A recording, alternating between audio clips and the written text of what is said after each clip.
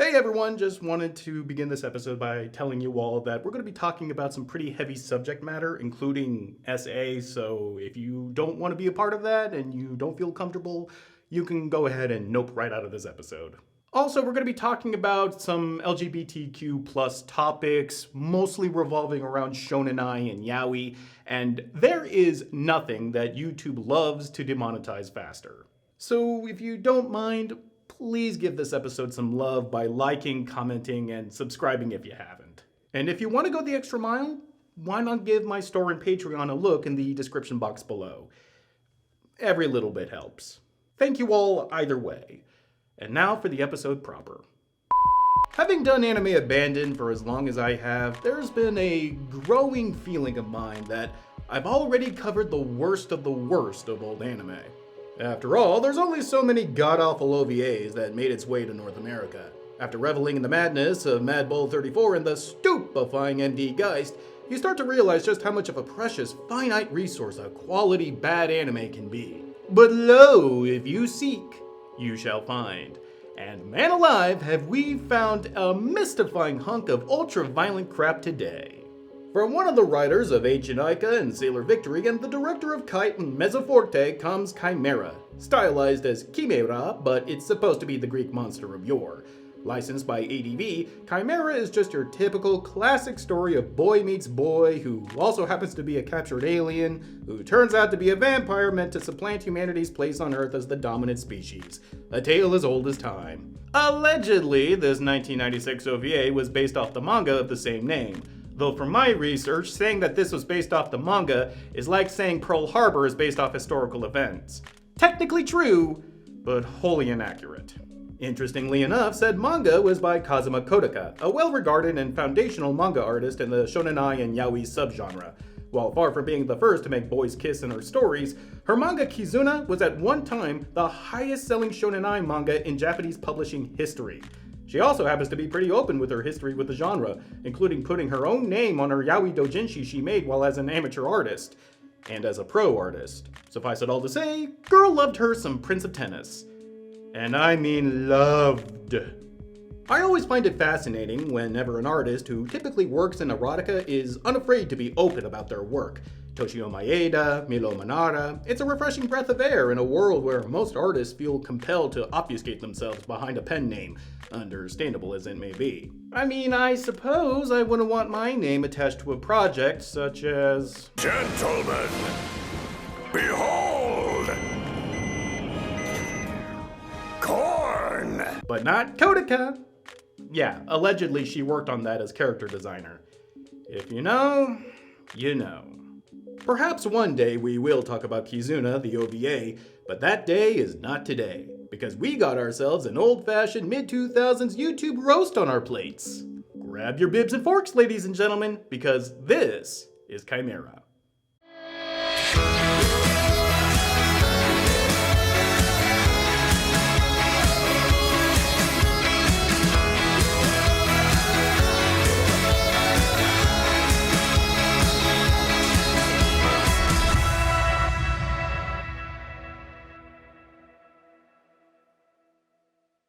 Part 1. Who was this made for? You know how a typical shonenai story will begin with our protagonist and his love interest and some kind of intense meet-cute, usually in an urban setting like an office or at school or maybe even on the street? Well, Kimera begins with a dog getting sucked dry like he was a Capri Sun while his owner watches in horror.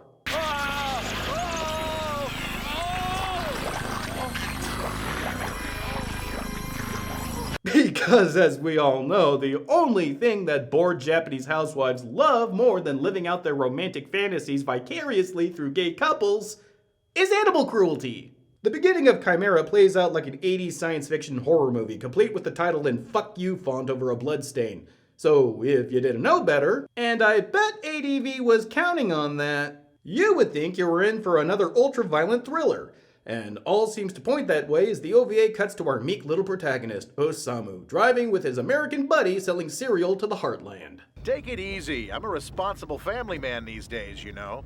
I don't take stupid chances anymore. Yeah, stupid chances like wearing your seatbelt. Who wants to look like a dork who cares about his safety and the safety of others? This is America. How many times do I have to tell you? I don't have a girlfriend.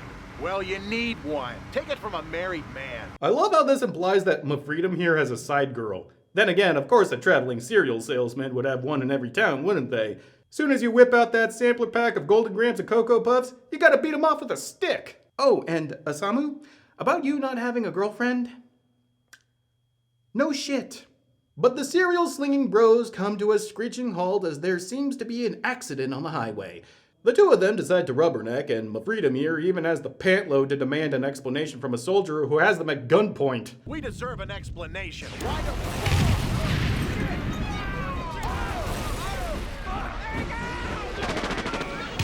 And it's about here that I realized just how cheap Kimera is. Animation director Yasuomi Uematsu, the man behind Kite, is a highly skilled and underrated animator. He hardly gets his flowers, considering he worked on some of the most important and spectacular anime of the 80s and 90s, and that in of itself is a sad thing. But here in Kimera, it's even sadder to see his talent be reduced to muddled confusion. Sometimes, when there's not much going on in the frame, you can catch subtle but appreciated bits of expression, like Freedom's playful scoff here.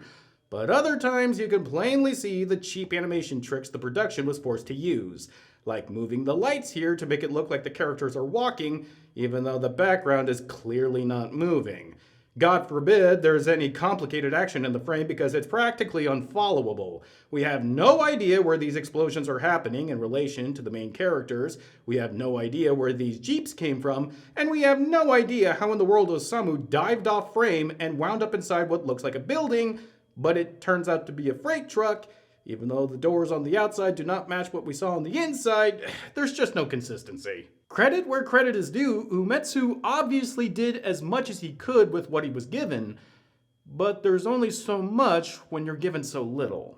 Osamu wakes up to find a captivating beauty held behind glass, who seems drawn to Osamu's necklace through some Pavlovian response. I just love the fact that the terrifying alien vampire threat that's going to take over the Earth can be soothed and assuaged by a shiny.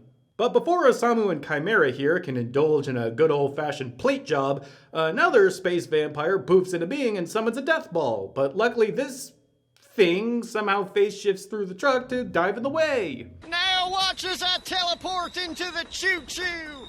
I'm magical! Now I know this all looks like an entire pig trough full of nonsense.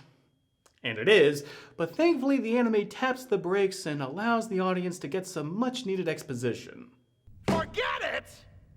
How in the hell do you expect me to forget something like this? And why should I? As well as some much-needed beefcake?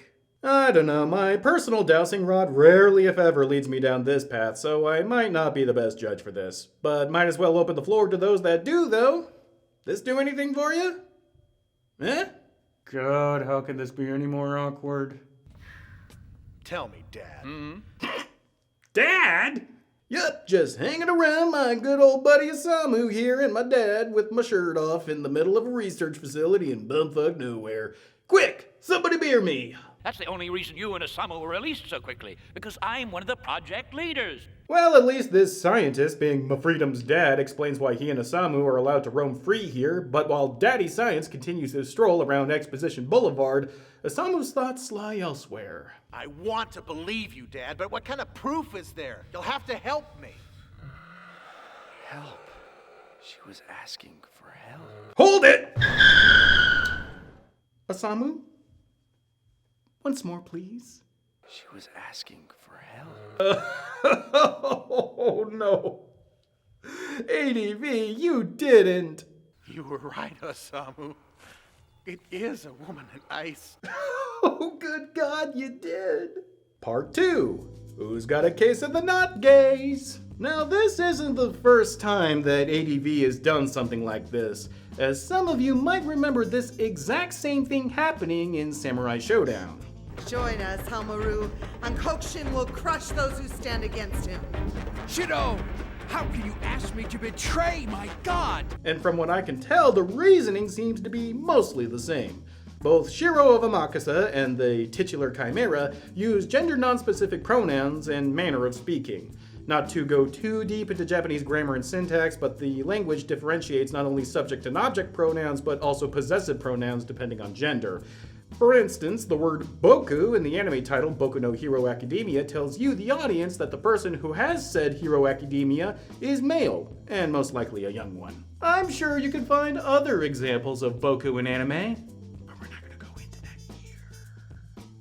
Combining that with the fact that both characters are steeped in the Bishonen aesthetic means that ADV had to either address a subject they were not prepared to talk about, or just sidestep it entirely and present them as women. In the case of Shiro, it's regrettable because it doesn't really factor into the character too much, but with Kimera, it's way, way worse. You can make the argument that because Kimera presents androgynous and speaks in such a way that any gendered pronoun would be tantamount to erasure. But what can't be argued is that by presenting the character as a woman, ADV went for the straightest possible path, which not only does Kimera dirty, but Osamu as well, since this is supposed to be a romance. 2 for the price of 1, as it were. On the other hand, I think we should all ask ourselves a pressing question. Just how much of a shit should we give about gay erasure in Kimera?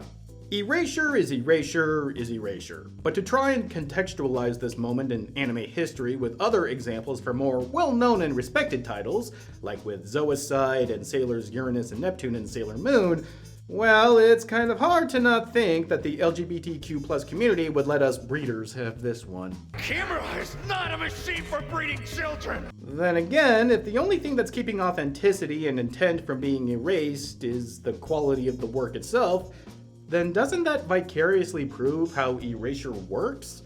I mean, it's easy to care about the well-known and well-remembered, just like it's easy for a niche title like Kimera to have its own erasure go unnoticed and unchallenged. Likewise, the fact that the straight-washed version of Sailor Moon is no longer the predominant version available in North America, meaning you kind of have to go out of your way to see it if you had the mind to, allows for the concept of erasure to lie insidiously in the background. After all, you can't miss something if you never knew something was out of place. I suppose what I'm trying to say is that with our current and easier access to anime and relevant information, we owe it to history to not let these moments go unaccounted for, no matter if the anime itself is embarrassingly bad. It existed, and something tried to alter that fact, and it should not be left as is. Now, what was I talking about? Osamu, at least think before you go pushing a strange switch. No! Oh yeah! Part 3, getting back to the crap at hand. Mafreedom has questions with no answers, and so he gets a wild hair up his ass and steals his father's access card to investigate with Osamu. Meanwhile, the other space vampire makes his move, realizing his longtime dream of being a ventriloquist. Roy? No! Needs some work. Meanwhile, Lur, another scientist, is kicking up a bitch fit. And how much do you want to bet that he has something to do with what's going on? Oh, wow! Didn't even let me finish the question. If somebody finds out about you, then we all lose. Do you think you can devise a way to use the mother without my help? You'd have lost it already if it wasn't for me. Okay, so he's Dennis Nedrying it. But what does this, I presume, space vampire get out of the deal? He's already acting strange. Did you know he's been ordering human organs and cadavers? What? Brilliant take. No notes. So, Monster Vamp here gets wheelbarrows full of kidneys and spleens, and Dennis here gets, research. Can't imagine this deadly alliance blowing up in his face. I mean, look at him, always in the shadows with malevolent yellow eyes. Dude just screams trustworthy. So, let's do a little accounting. We got Osamu and Mafreedom bungling around the research lab looking for Kimera. We got another space vampire lurking around the same research lab, presumably also looking for Kimera. We got Dennis in cahoots with yet another space vampire because reasons, and clueless Daddy Science trying and fumbling to understand the blatantly obvious fact that Dennis is selling out the human race. You got 4 different plot threads that seem like they could connect to each other, but only if you don't mind it looking like Homer's barbecue. Why doesn't mine look like that? Ah! Can't believe I'm saying this, but can we get to the man-on-man action already? Sure enough, Osamu finally stumbles upon where they're keeping Kimera and pops that little popsicle out of the freezer. Again, credit where credit is due, Umetsu manages to push through the obvious budget and actually puts a surprising amount of detail and passion behind Kimera launching themselves and giving Osamu a lurid, almost predatory kiss. But the romance is quashed in no time flat as the other space vampire makes his presence known. Hey, Roy, is that you? Are you asleep, Roy?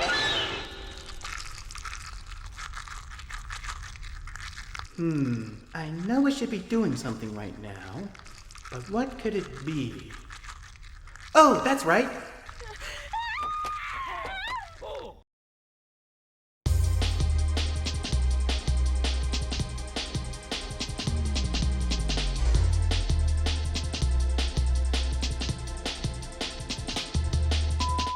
The poop hits the fan and fast, as the other space vampire has Kimera and Osamu on the ropes, though Kimera seems to have other things on the mind. Why are you trying to kill Kimera?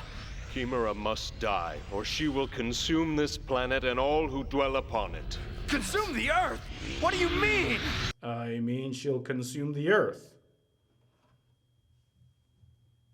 Now, try to follow me on this, because I swear I am not making a lick of this up. Tentacles suddenly erupt from the ground and crash through the building, and whether or not this is the result of Kimera or the other space vampire, I don't know.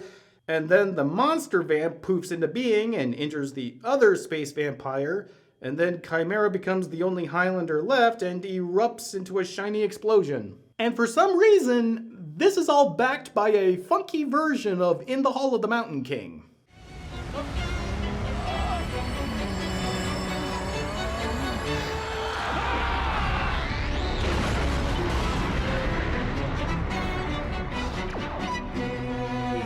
Kimera, word of advice. End it here. Short of finding a way to actually light off fireworks in my living room, there is no way you could top this. Having all of your characters in one space, then having one of them erupt into a shiny explosion to the sounds of a funky version of In the Hall of the Mountain King is what we call in the business a closer. And as if to prove my point, the anime just kind of continues. It's obvious they didn't know how to write themselves out of such a ridiculous moment, so they didn't. They just have Osamu disappear and Kimera bamfing to an unnamed rainy city where they're about to be accosted by some drunk patrons of an arcade. Anime? You're about half over, and we still have no idea what in the world is going on. Do you care to hilariously elaborate? Her sole purpose is to reproduce. And if no males are handy, she can impregnate others. Kimera isn't just a female. In addition to ovaries, she's also capable of producing sperm. So what you're trying to say is that Kimera is part of the Omegaverse. I'm not sure how this plot point would have played out in the original Japanese. For all I know, it's Kodoka that invented Mpreg, and I suppose that because ADV insisted on femme-washing Kimera, they sidestepped such a topic. Of course, all they wound up doing was opening up another reproductive wormhole, turning Kimera into the Asari from Mass Effect. Anthropocentric bag of dicks. Oh god, ADV really did screw the dried out pooch, didn't they? What else could go wrong? She's so beautiful. She's weird. Shut up! If you want seconds. Okay. Part 4. I guess we have to do this. Far be it from me, a mostly hetero cis white dude, to try and lead a discussion revolving around sexual politics and shonen ai. And I also know that this question has been asked before, but I feel like I'd be skirting around an important issue if I don't at least try to echo this question. Why is there so much assault in shonen ai? I already went into a broad history and analysis of the seme and uke roles during my fake review, of which you can see by clicking on the link in the upper right hand corner, and since then the recurring motif in shonen ai stories of characters being aggressive and ignoring the word no has only continued. Not to the extent of near omnipresence as it seemingly once was, but it's still a hallmark all the same. And so the question persists, though I personally find the framing of the question and resulting discourse to be pointed and flawed. Flawed in that the question feels disproportionately skewed. Let's be clear, Shonen Ai does not have the market cornered on dubious depictions of consent, as American romance stories have had a long history of doing exactly that. I mean, duh. The fact that most of these examples, as well as Shonen Ai, usually cater to a female demographic is not lost on me. But if you want a more thorough examination of this topic, you can watch ContraPoint's video on Twilight in the upper right-hand corner. Even if you wanted to look beyond the fact that us Americans produce bodice ripper fiction by the truckload, SA in Shonen Ai is not unique in either anime or manga. That Shonen Ai habitually uses SA as a plot point and sometimes titillation is inarguable. But it would be a mistake to think that only Shonen Ai does this. I mean, if you're at all familiar with my show, you know that anime has had a long history of using SA as a narrative or character crutch or transgressive bit of voyeurism, especially during the OVA era. There's a reason why Yamete is a meme in certain circles. Even shoujo ai, or girl love manga and anime, uses SA frequently to establish character history and romantic drama. And lest we forget, Umetsu's own Kite revolves around an abusive relationship. I'd argue that we have become hyper-aware of Shonen Ai's propensity to rely on SA for narrative and character means, which is only natural considering the super specificity of having a genre like Shonen Ai. Anime and manga are already a niche form of media, and Shonen Ai is a niche within a niche within a niche. This is not to comment on the size or purchasing power of Shonen Ai's audience, but rather to illuminate the fact that narrowing your field of focus inevitably causes tunnel vision.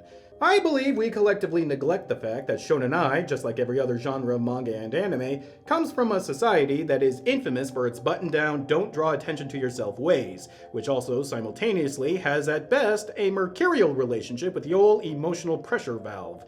It's why it's not unusual for people to politely pass by blackout drunk salarymen in the streets of Tokyo after they punched out, or to see signs plainly advertising adult material in public, or, for the purposes of our conversation, why Japanese railways have special cars reserved only for women.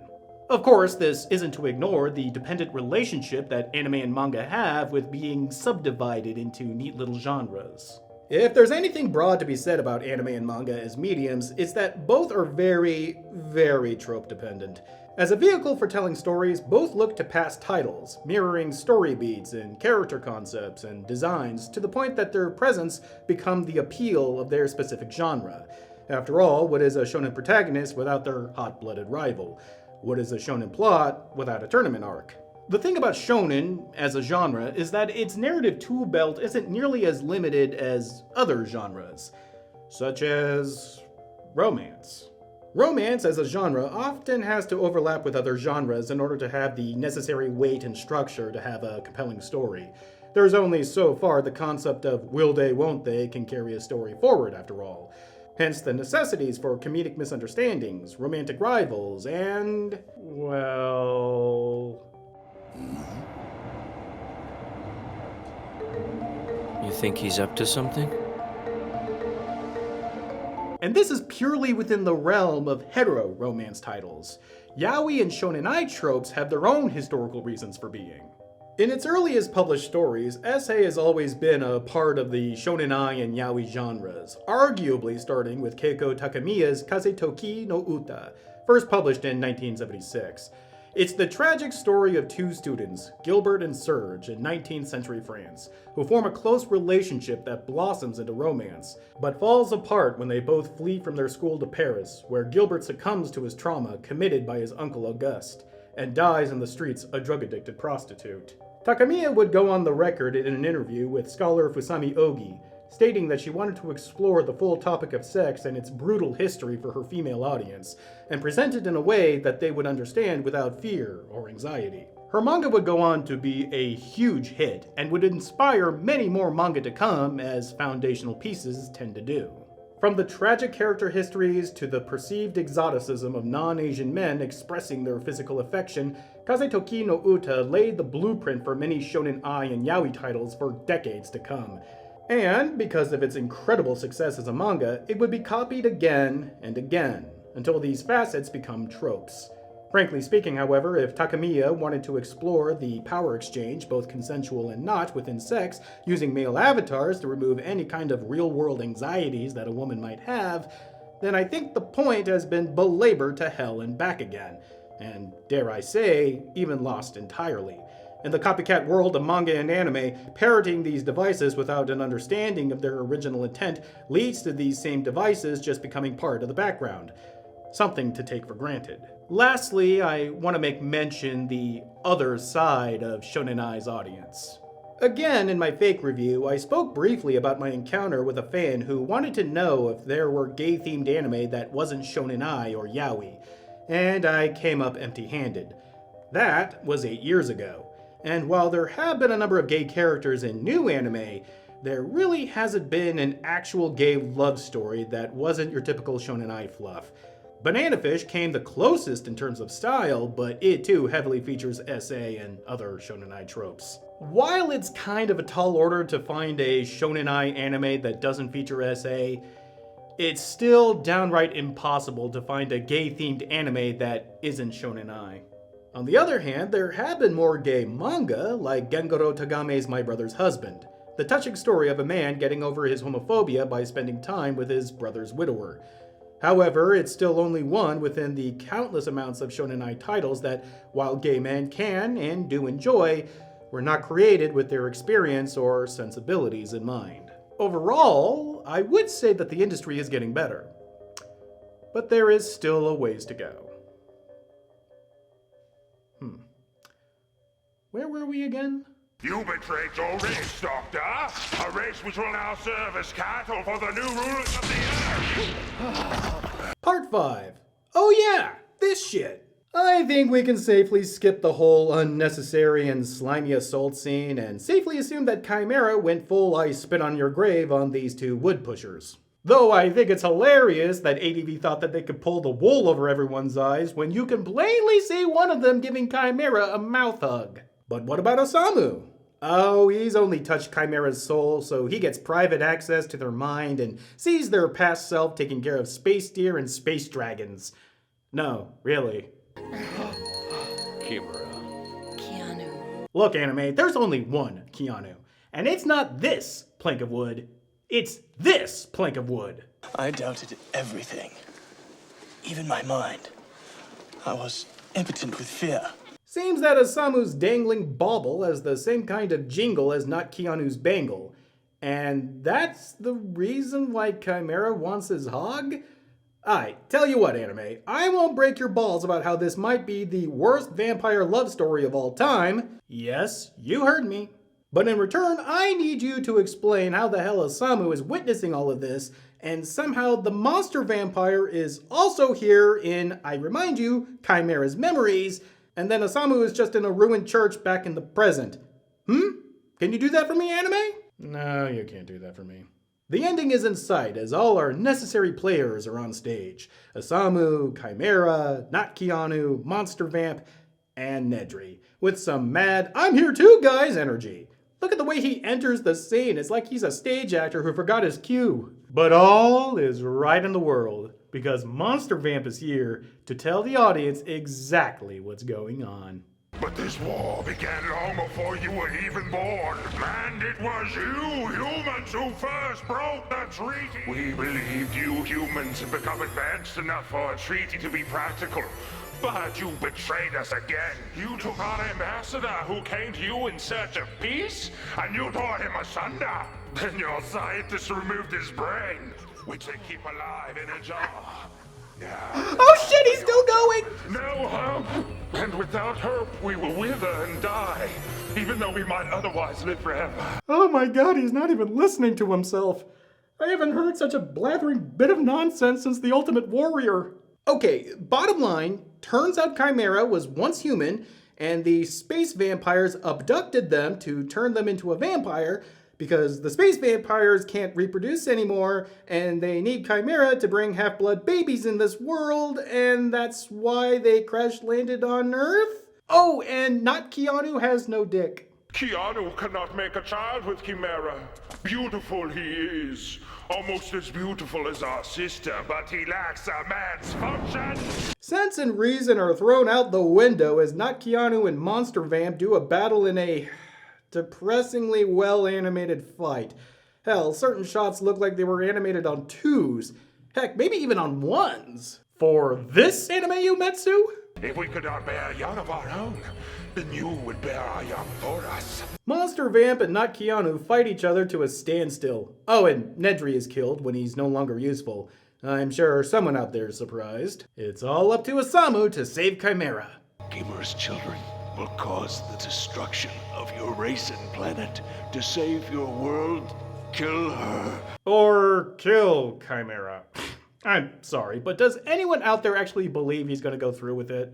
Even when they try to fake us out with Osamu firing a gun, we know they're gonna say that the rest of us can all go fuck ourselves. I mean, the blatant Terminator ending ripoff I didn't see coming, but everything else? Feh. What did I tell you? You should have ended with the Mountain King. And that was Kimera. Holy hell, was that an absolute pile.